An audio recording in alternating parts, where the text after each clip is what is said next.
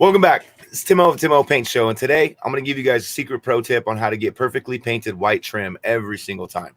But before we get into the video, I want to say that I have created a paint business cheat code, and in that cheat code is the ultimate estimating guide, and it's free. And I'll leave a link in the description below, and this will help you maximize your profits it's like a cheat code on how to estimate and bid jobs. That way you can stay competitive and make more profits. So painting interior trim, the important thing you want to remember is you don't ever really want to use a brush. If you can avoid it, avoid it. Now, I'm using an airless paint sprayer here, and the way that I did it, the carpet of this particular house is coming out. So what I use is 9-inch paper tape, brown paper tape, and I wrap the windows around to prevent any kind of overspray issues that I'm having. And we are going to paint the walls. So I always want to make sure to paint all of my trim and moldings first, especially when you're painting it white. You always want to paint it first. But before you paint it, to get that professional finish that you're looking for, you want to make sure you do your proper prep work. Now, just because you wrap the windows, that doesn't mean that the prep work is done. You got to sand it down. So I like to start with a 220 sandpaper and go ahead and lightly sand down all of the windowsills prior to painting.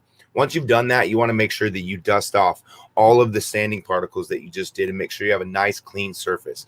Now, an extra pro tip to go a level up and beyond, professional to premium status is to get a tack cloth. These tack cloths cost, you can get 3 or 4 of them for $1 at your hardware store.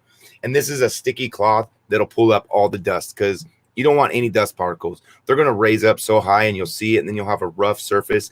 And for your trim and molding, you don't ever want it to be rough. You want it to be smooth. You want it to be slick, smooth, almost to where you can see your reflection in it. Now, when you're going to spray it, because we're not going to use a brush, we want to use a fine finish tip. I'm using a Graco Rack X fine finish low pressure tip. Now, if you're looking for this tip, you just go into Home Depot, you go into Kelly Moore, any kind of paint store, you tell them you want a fine finish low pressure 410 tip. Now, you could use a 210 or a 310 or even a 311 or a 411. But I like to stay in that range because that gives you a nice steady speed. You don't have to move your gun too fast, which really allows the paint to set on there and create a good bond to the surface and also create a real durable scuff-free coat on your trim. A lot of people don't think that you need a good durable acrylic or a hard enamel paint for your trim, but you really do, because those are the surfaces that you end up using cleaning products on and you set drinks on. People bump into them and stuff like that. So if you guys like this video today, secret pro tip, perfectly painted white trim every single time, you got to use the airless spray with a 411 or a 410 tip or a 210 or a 310, depending on the size of the moldings. So if you guys like that, don't forget, give me a thumbs up, hit the subscribe button, and don't forget to check out the Paint Business Cheat Code. I developed a free estimating guide to help you guys get more profits with your painting business, and it'll be the first link in the comment section and the description below. So I'll see you guys in the next video. Peace.